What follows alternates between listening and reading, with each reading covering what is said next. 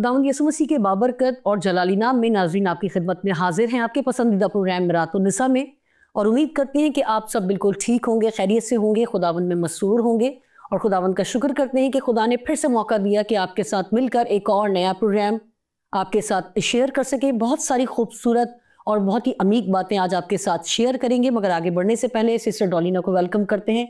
Thank you sister कि आप हमेशा की तरह मसरूफियात को एक तरफ करके हमारे साथ मौजूद हैं। खुदावंद का शुक्र करते हैं ऐसी बेटियों के लिए, माओं के लिए जो खुदावंद की खिदमत के लिए सरगर्म रहती हैं। खुदावंद का शुक्र हो। और नहायत एजाज़ की बात है जहाँ जहाँ भी मौका मिले और खुदावंद के कलाम की बशारत के लिए हम खर्च हों, हमारे लिए खर्च होना खुदावंद के लिए ये यकीनन नफ़े की बात है।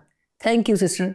नाज़रीन, आज का प्रोग्राम भी बहुत ही खूबसूरत है। हमेशा की तरह आज हम बात करेंगे live at a higher level, यानी कि हम तवानाई के मकाम पर बसेरा कैसे कर सकते हैं।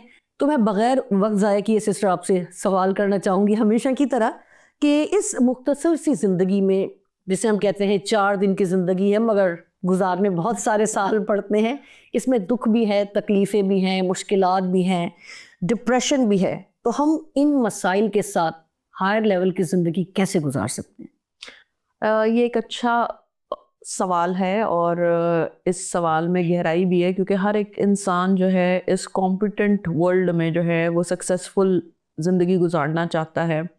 और सक्सेस को नापने के बहुत सारे पैरामीटर्स हैं। बहुत सारे लोगों को ये लगता है कि अगर हमारे पास फाइनेंशियली हम स्ट्रांग होंगे तो फिर हमारा जो लेवल हाई है। कुछ लोगों को लगता है कि प्रॉपर्टी होगी तो फिर हमारा लेवल हाई है।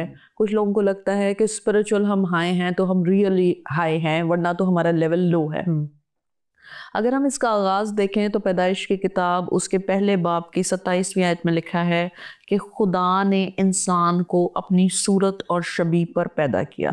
तो अगर हम इंसान की क्रिएशन में चले जाएं, हम पैदाइश पर चले जाएं और वहाँ से हम देखें कि बेसिकली हायर लेवल है क्या, खुदावन के नज़दीक हायर लेवल क्या है। क्योंकि इंसान की अक्ल महदूद है, उसकी सोच महदूद है, तो उसके लेवल जो उसके लिहाज से हायर भी होते हैं तो भी वो जो है वो खुदा की नज़र से वो हायर लेवल नहीं होते। कलाम मुकद्दस में लिखा है कि तुम्हारी राहें मेरी राहें नहीं और तुम्हारे ख्याल मेरे ख्याल नहीं। तो पैदाइश की किताब में जहाँ हम इंसान की क्रिएशन पर गौर करें तो हमें क्रिएशन में उसकी नज़र आता है कि खुदा ने इंसान को अपनी सूरत और शबीह पर पैदा किया। इससे ये चीज़ वाज़ेह होती है कि उसकी कॉलिंग जो है वो हायर है। किसी भी चीज़ को खुदा ने क्रिएट करते हुए अपनी सूरत, अपनी शबीह नहीं दी।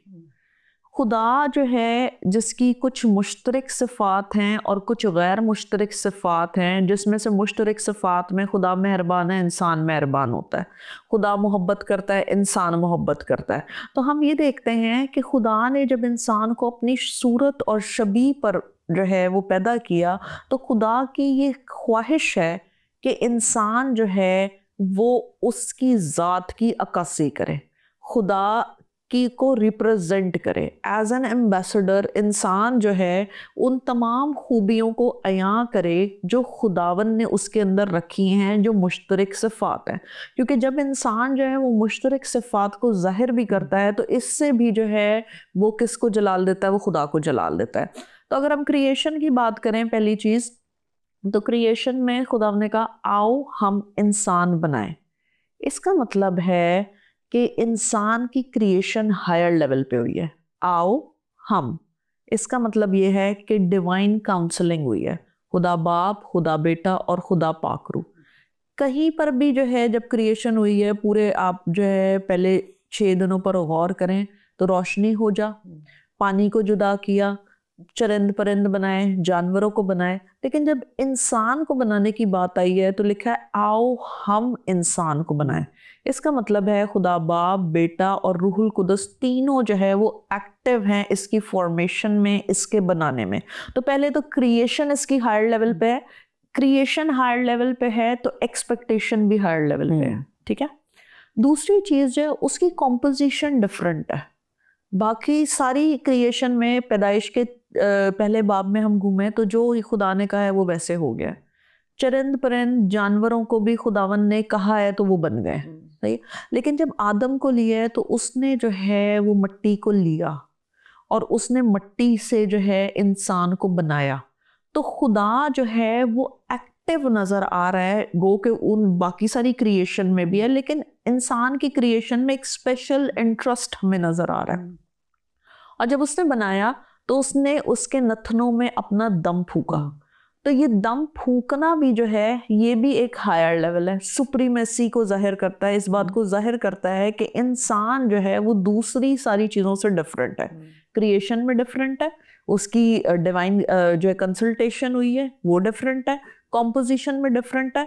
जानवर को भी छठे दिन पैदा किया, अगर छठे दिन के हम ऊपर की लाइंस को पढ़ें तो वहाँ पर जो है उसने जो है जानवरों को तख्लीक किया, और जब जानवरों को तख्लीक किया है तो उनको कहा है ज़मीन को मामूर और महकूम करो, और जानदार जो है वो बहुत सारे तादाद में जो है फुलनेस को जाहिर करते हैं कि हर चीज़ को फुल किया गया है। लेकिन जब खुदा ने आदम को जो है वो डिज़ाइन किया है, जब खुदा ने आदम को बनाया है, तो उसके नथनों में अपना सांस, अपना दम जो है वो फूका है, और आदम जो है वो जीती जान हुआ है।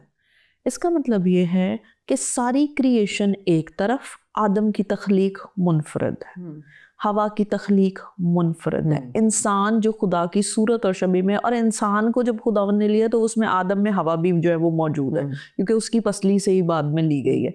तो मर्द और जन दोनों, उनकी तख्लीक जो है टोटली डिफरेंट है। फिर तीसरे एस्पेक्ट पे हम गौर करते हैं कि ना सिर्फ क्रिएशन हायर लेवल की है, ना सिर्फ कॉम्पोजिशन हायर लेवल के, कॉम्पोजिशन में जो है वो दम फूका गया और किसी कॉम्पोजिशन में दम नहीं फूका गया, लेकिन इसकी कॉम्पोजिशन में दम फूका गया है। तीसरी चीज़ जो है कम्युनियन फ़र्क है। खुदा ने किसी से नहीं कहा कि मैं आऊँगा और ठंडे वक्तों पर गुफ्तगू होगी, बातचीत होगी। सो फेलोशिप, रफ़ाकत, ये सारी चीज़ों का जो फेवर जो आदम के पास है वो और तख्लीक के पास नहीं है। फिर आदम को खुदा ने हेड भी ठहरा दी है कि सारे जानवरों को उसके पास लाया है और उसने उनके नाम रखे हैं। अगर हम क्रिएशन पर गौर करें तो बेसिकली तो जानवर भी मिट्टी से ही बने, कोई ख़ास डिफरेंस तो नहीं है, मिट्टी से वो बने, मिट्टी से इंसान बने। लेकिन जब दम फूका गया है तो तब वहाँ पर सोल और स्पिरिट जो है वो आई है, तब वहाँ पे कॉन्शियस आया है, तब वहाँ पर ज़मीर आया है, और वहाँ से जो है इंसान जो है वो जानवर से जो है वो मुख्तलिफ हो गया है। जानवर भी मिट्टी से लिया गया है, जानवर भी ज़मीन की तरफ रुख करता है, ज़मीन की तरफ, क्योंकि मिट्टी से लिया गया है तो वो उसकी नज़रें जो है वो मिट्टी की तरफ ही होती हैं। लेकिन इंसान भी जब वो ज़मीर से अलर्ट नहीं रहता, जब वो रूह जो है, इंसान की रूह जो खुदा की तरफ से है, वो इंसान को ऊपर की तरफ खींचती है। इसलिए आपने देखा होगा जानवर जो है वो कभी आसमान का रुख नहीं करते, लेकिन इंसान जो है वो हर चीज़ में आसमान का रुख करता है, क्योंकि उसकी रूह जो है वो आसमान से है, उसकी रूह जो है वो खुदावन ने जो है भेजी है। लेकिन हम ये भी देखते हैं कि बाज़ औक़ात इंसान जिस लेवल के लिए बुलाए गए हैं वो उस लेवल पे दिखाई नहीं देते, बल्कि वो जब ज़मीन का रुख करते हैं, और हमें ख़तूत में इसका ज़िक्र मिलता है कि इंसान ने अपनी राहें बिगाड़ ली हैं, और मर्दों ने खिलाफ़ तबा जो है वो काम किए और रूह से ही के काम किए, ख़वातीन ने ख़वातीन के साथ और मर्दों ने मर्दों के साथ जो है हरामकारी की। तो इंसान जब अपने लेवल को नहीं पहचानता और अपनी ज़मीर की आवाज़ पर, रूह की आवाज़ पर अलर्ट नहीं होता, तो उसका हाल जो है वो जानवर की तरह हो जाता है। वो जानवर के स्टैंडर्ड पे ज़िंदगी गुजारना शुरू कर देता है, और वो जो है वो कामों को तरतीब दे रहा होता है, वो चीज़ें वो कर रहा होता है, क्योंकि निगाहें आसमान पर नहीं है। तो मेरे और आपकी ज़िंदगी में हायर लेवल तभी होगा जब हम अपनी निगाहों को आसमान पर रखेंगे। हमारा डिप्रेशन, हमारी एंजाइटी, हमारी फ़िक्र व तरद्दुद, ये सारी की सारी चीज़ें जो है ये ट्रायल्स हैं, ये टेस्ट हैं। और जब हम दूध को उबालते हैं तो उबालने पर जो है उसके ऊपर क्रीम आती है, और क्रीम के बहुत सारे फायदे हैं, ठीक है। कड़े हुए दूध पर क्रीम आती है, कच्चे दूध पर क्रीम नहीं आती। इसका मतलब ये है जब खुदा हमें टेस्ट में, ट्रायल में गुजारता है तो खुदा हमें ब्यूटिफाई करता है, खुदा हमें अपने लायक बनाता है, खुदा हमें अपने जलाल के लिए खर्च करता है। तो बेसिकली हमारी क्रिएशन, हमारी कंपोजिशन, हमारा कम्युनियन जो है वो हुआ ही इस लेवल पे है। गो के हम मुख्तलिफ रंग व नस्ल के हो सकते हैं, मुख्तलिफ मज़ाहिब के हो सकते हैं, लेकिन हम जिस भी घराने में पैदा क्यों ना हो, हमारा पर्सनल इंटरेस्ट उसमें होता है जिसने हमें अपनी सूरत और शबीह पर बनाया। तो हर चीज़ जो है वो अपने महवर की तरफ रुख करती है, ओरिजिन की तरफ जाती है। तो इंसान जो है उसका रुख, ध्यान जो है वो खुदावंद की तरफ जाता है। फिर हम गौर करें कि हवा ने जो है बाग़े अदन में उसने वो फल लिया जिससे खुदावंद ने मना किया था, और आँखों की ख्वाहिश, जिस्म की ख्वाहिश और ज़िंदगी की शेखी, यानी कि उसने अपने बदन के हाथों मजबूर होकर उसने गुनाह किया। तो बदन जो है ये आपकी बॉडी ड्रिवन लाइफ को जाहिर करता है, और स्पिरिट, जब हम रूह में चलते हैं तो वो स्पिरिट ड्रिवन लाइफ को जाहिर करता है। तो हवा ने जो है बॉडी की रग़बत को, बॉडी को ज़्यादा वैल्यू किया, और जब बॉडी को वैल्यू किया, जब उसने फल लिया तो फिर वो ज़मीन पर ही जो है वो गिरी, ज़मीन का रुख कर लिया उसने, डस्ट से, मट्टी से ली गई और मट्टी की तरफ लौटेगी।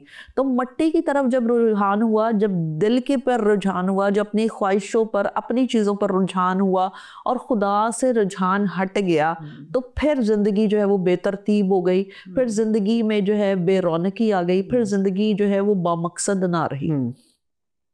दूसरी तरफ हम करंथियों के ख़त में पढ़ते हैं, क्या तुम नहीं जानते कि तुम रूहुल कुदस का मकदस हो और खुदा का रूह तुम में बसता है।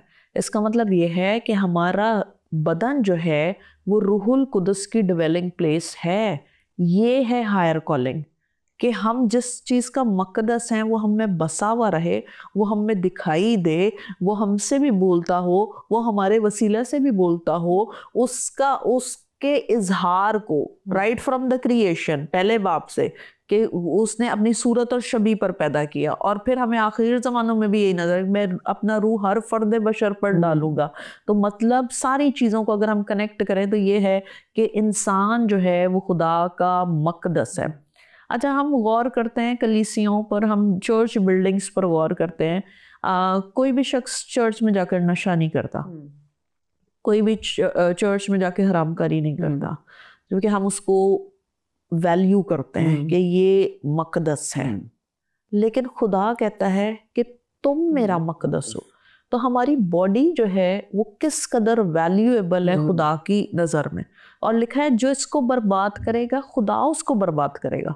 इसका मतलब ये है कि हमारी बॉडी जो है ये स्पिरिट ड्रिवन होनी चाहिए। ये जिस रूह से जो है खुदा ने हमें दम फूका था, उस रूह की तरफ ही हमारा ज्ञान और ध्यान होना चाहिए। रूहुल कुदस के साथ मिलकर अलर्ट और एक्टिव ज़मीर के साथ जो है हमें बैटल लड़ने की ज़रूरत है। अगर हम खुदा से दूर हैं तो फिर हम जो है किसी भी एरिया में जो है वो फतहमंद नहीं होंगे। हम हर एरिया में हमें फॉल का सामना होगा, हर एरिया में हम जानवर की तरह बिहेव करेंगे, हर एरिया में हम मिट्टी की तरफ ध्यान करेंगे। और क्योंकि हम मिट्टी, और बाइबल मुकद्दस में लिखा है आलम बाला की चीज़ों की तलाश में रहो। आलम बाला की चीज़ों की तलाश में रूह रहती है, आलम बाला की चीज़ों की तलाश में जिस्म की ख्वाहिश नहीं है, और जिस्म की ख्वाहिश को हम मार कर हम जो है रूह की तरफ जो है वो ध्यान करते हैं। तो दो चीज़ें जो हमारी बॉडी को डिक्टेट कर सकती हैं, हमारे इस टेम्पल को डिक्टेट कर सकते हैं, या बॉडी या स्पिरिट। तो ये डिसीजन हमारा है कि हम किसको जो है ज़्यादा ग़िज़ा देते हैं। हम जिस्म को ज़्यादा ग़िज़ा देंगे, जिस्म ताकतवर होगा। हम रूह को ज़्यादा ग़िज़ा देंगे, रूह ताकतवर होगी। और रूह का जो ताकत है वो उसका खुदा का जिंदा कलाम है, वो दुआया ज़िंदगी है। अगर हमारी दुआया ज़िंदगी ना हो, अगर हमारी ज़िंदगी में कलाम ना हो, तो हमारा कोई लेवल ही नहीं है। हम बहुत ही ज़्यादा जो है ना बिलो एवरेज ज़िंदगी गुजारेंगे, बग़ैर कलाम के, बग़ैर दुआ के। तो ये जो ज़िंदगी में डिप्रेशन है, एंजाइटी है, तरह तरह की फ़िक्रें हैं, परेशानियां हैं, ये हर यहूदी, हर यूनानी पे आनी है। लेकिन जो रिच है कलाम से, जो कलाम से भरा हुआ है, जिसका दिल भरा हुआ है, जिसकी हड्डियों की ताजगी खुदा का कलाम है, जिसकी नाफ की सेहत खुदा का कलाम है, जिसके मुंह में शहद के टपकों से भी ज्यादा कलाम शीरी हैं, और वो उस शीरी कलाम को जो है वो बोलता है, वो डिक्लेयर करता है, वो अपनी बॉडी पे डिक्लेयर करता है, वो अपनी सोल के लिए डिक्लेयर करता है, वो अपने हालातों से बोलता है, तो वो फिर जो है सुप्रीम लाइफ गुजारता है, वो फिर हायर लेवल की जिंदगी गुजारता है। सो हमने देखा कि हवा से गलती हुई, उसने बॉडी का, वो हवा जो है वो नुमाइंदगी कर रही है इंसान की, लेकिन हम देखते हैं इब्ने आदम को भी जो है सेम पेशकश की गई है, और उसे कहा गया है कि फरमा के पत्थर रोटी बन जाए। बॉडी की ही ख्वाहिश को जो है वो प्रेजेंट किया गया है कि भाई बॉडी तो चिल्लाती थी, हवा करने 40 दिन का रोज़ा नहीं रखा हुआ था, उसने फाका नहीं किया हुआ था, लेकिन उसको जो है वो फल लुभाने लगा, उसकी बॉडी की तरजीह जो है वो ज़्यादा स्ट्रॉन्ग हो गई। लेकिन जब यीशु मसीह के पास आया तो यीशु मसीह ने जो है इब्लीस को झड़क दिया। तो हम देखते हैं कि इंसान सिर्फ रोटी से नहीं जीता, बल्कि हर एक बात से जो खुदावंद के कलाम से, खुदावंद के मुंह से निकलती है। तो अगर हमारी रूह जो है वो जहाँ से आई है वहाँ की मुश्ताक हो, वहाँ से वो लबरेज हो, उस हमारे कप्स जो है वो फिल्ड हो, तो हम पर जो है एंजाइटी भी नहीं चलती।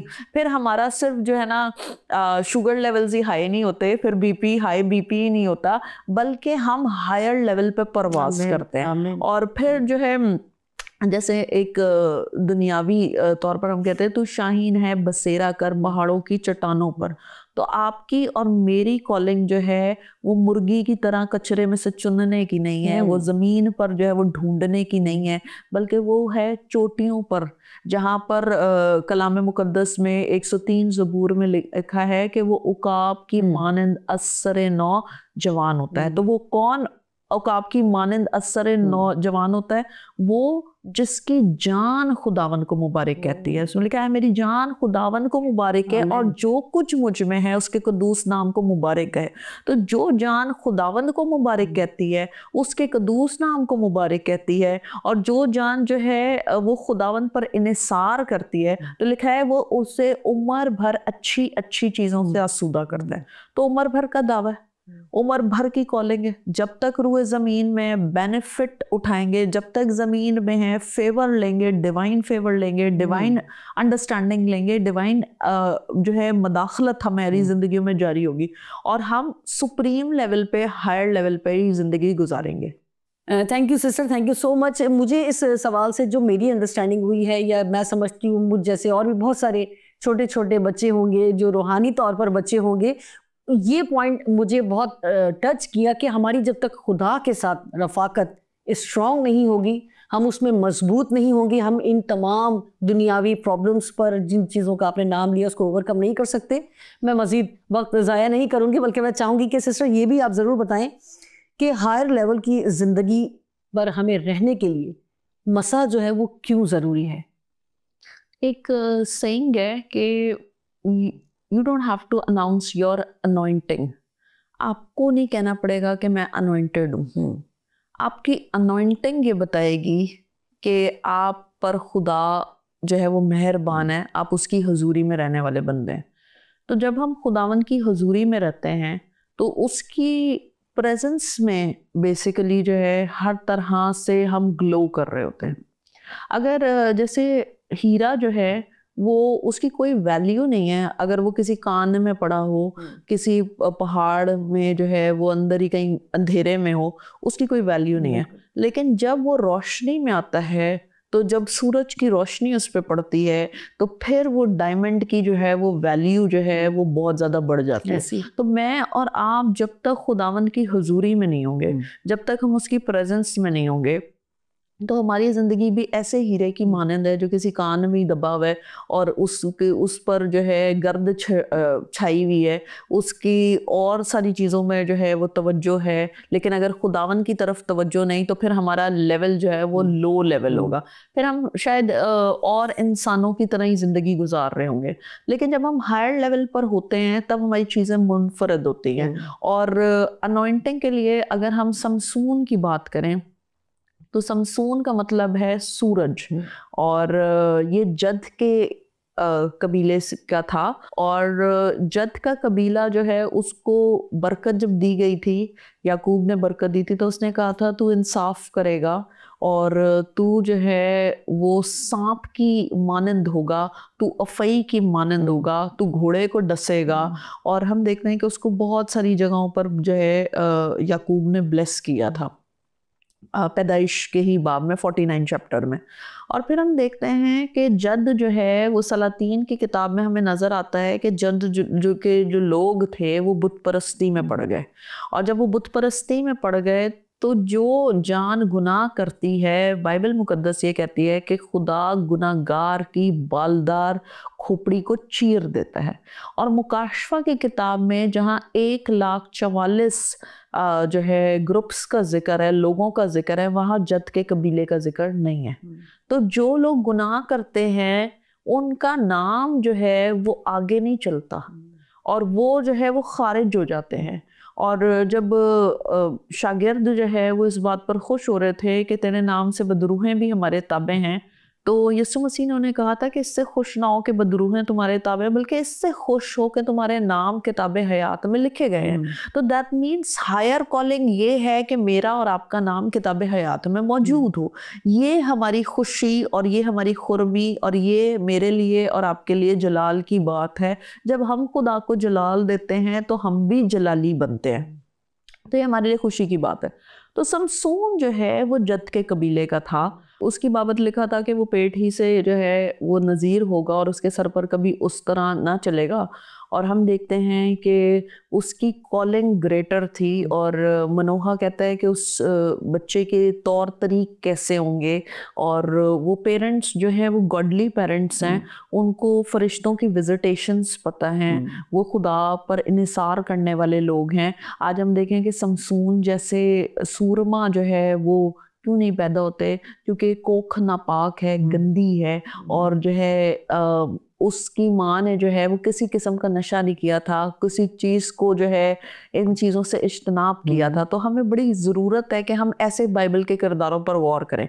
तो हम समसून की ज़िंदगी में देखते हैं जब वो मसा के अंदर था, जब वो अथॉरिटी के अंदर था, जब वो जलाल के अंदर था, तो उसका इम्पैक्ट बहुत पावरफुल था। बेशक उसने जो है एक ही जबड़े की हड्डी से जो है, गधे की जबड़े की हड्डी से उसने 1,000 लोगों को मार दिया।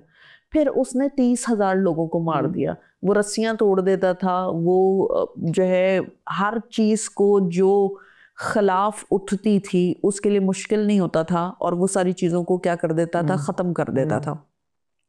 लेकिन जब हायर लेवल की अनॉइंटिंग आप पे से चली जाए तो फिर भी आपका हाल जो है ना वो दीवानों सा होता है। ये हमें नजर आता है कि साउल के पास से भी जो है जब उसको उसकी अनॉइंटिंग चली गई, जब उसका मसा चला गया, तो बदरूहियों से सताती थी। और फिर दाऊद जो है वो सितार बजाता था, तो फिर उसको थोड़ी राहत महसूस होती थी। तो आपको ये पता होना चाहिए कि मैं किसकी प्रेजेंस का हिस्सा हूँ और मुझे किसकी प्रेजेंस में एंजॉय करना है। हम दोनों जगह पर जो है वो चल नहीं सकते। तो समसून जो है वो इंतहाई लाइक और काबिल शख्स, जो शेर को जो है वो फाड़ देने वाला शख्स, ऐसा शख्स जो बकरी के बच्चे की तरह शेर को जो है वो मार डाले, और शेरों पर जो है आप कह लें कि जो है फातेह शख्स।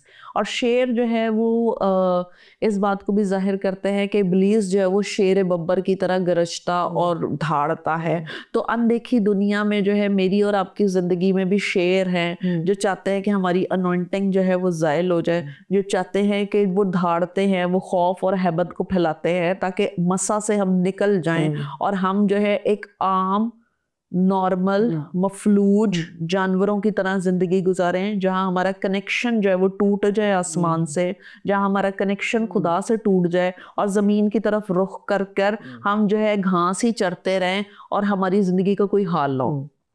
तो मसा जो है, मसा के सबब से जुए टूटते हैं। तो जिस शख्स की ज़िंदगी में अनॉइंटिंग होगी, जिस शख्स की ज़िंदगी में खुदा की हजूरी होगी उसका बोलना मुख्तलिफ होगा, उसका सोचना मुख्तलिफ होगा, उसका देखना मुख्तलिफ होगा, उसका छूना मुख्तलिफ होगा। क्योंकि लिखे हैं कि कोई नापाक चीज़ को वो छू नहीं सकता, कोई मुर्दे हैं तो वो उनको छू नहीं सकता क्योंकि वो खुदा का नज़ीर है। और फिर जब इसमें से अनॉइंटिंग चली गई, जब खुदा की बात को मिट्टी में मिलने दे दिया, जब खुदा के कलाम का लिहाज ना रखा, तो वही अनॉइंटेड शख्स जो है उसका कोई पुरसाने हाल नहीं रहा। फिर वो दिवालिया बन गया। फिर वो जो है उसका हाल जो है हमें बदतरीन नजर आता है कि फलस्ती जो है वो उसकी आंखें जो है वो निकाल लेते हैं। फिर हमें दिखाई देता है कि वो जो है दलैला के इश्क में इस कदर गिरफ्तार हो गया है, उसे इस कदर मोहब्बत हो गई है कि उसने जो है अपना डेडिकेशन को बेच दिया। तो जब हम डेडिकेशन को अपने बेच देते हैं, जब हम अपने मसा का सौदा कर लेते हैं, तो इसके नताइज जो है वो बहुत ही भयानक होते हैं। और फिर हम जो है सैमसन की ज़िंदगी में देखते हैं कि वो रिग्रेट में गया है, वो अफसरदगी में गया है। उसने जो है अपने बालों को जो है का भेद बता दिया। पहले वो भी जो है हंसी मजाक में लगा हुआ है, पहले वो भी। और इससे हम ये भी सीखते हैं कि एक ईमानदार की ज़िंदगी में कलाम हाँ की जगह हाँ और ना की जगह ना होना चाहिए। वो खुदा का नज़ीर था, लेकिन अब वो खेलों में पड़ गया, अब वो जो है हंसी मजाक में लग गया। अब वो जिसका सर खुदा की हजूरी में होना चाहिए था, अब उसका सर दलैला की गोद में है। और जब हमारा जो है हमारा मसा जो है ख़राब करने के पीछे इब्लीस का एक ही रीज़न होता है कि जो है खुदा की तरफ ऊपर की तरफ नहीं, अपवर्ड लिविंग नहीं करो, जानवरों की माने जमीन की तरफ नीचे जियो, नीचे ही तुम्हारा ध्यान हो। क्योंकि इब्लीस जो है वो गिराया हुआ है, तो वो चाहता है इंसान भी गिरी हुई हरकतें करे और गिरी हुई जो है जिंदगी गुजारे और गिरावट का शिकार हो। तो खुदा की मेरी बाबत और आपकी बाबत मर्जी नहीं है। वो चाहता है कि हम अनॉइंटेड जिंदगी गुजारें, हम स्पिरिट फिल्ड जिंदगी गुजारें और ऐसी ज़िंदगी गुजारें जिससे उसका जलाल ज़ाहिर हो। हमारा अनॉइंटिंग में ज़िंदगी ना गुजारना भी जो है वो इस बात का सबूत है कि हमने अभी तक जानवरों में और अपने आप में तमीज़ ही नहीं की। हमें ये फ़र्क ही नहीं समझ में आ रहा कि हमारी कॉलिंग क्या है।